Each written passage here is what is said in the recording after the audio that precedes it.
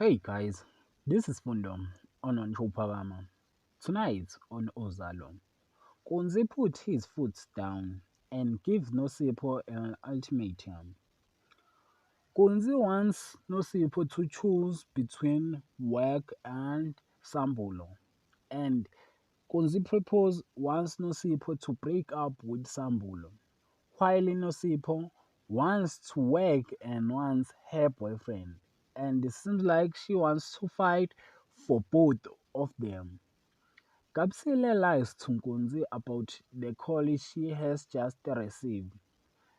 Mtambisi called Kapsile for giving his number, but Kapsile seems like he does not remember him, but he realized that he is Mtambisi.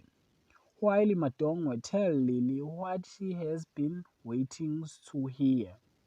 And Madongwe seems like he is disappointed for Lily when Lily leaving the house. That is for tonight. Thanks for watching. Don't forget to like and comment and subscribe. Therefore, thanks.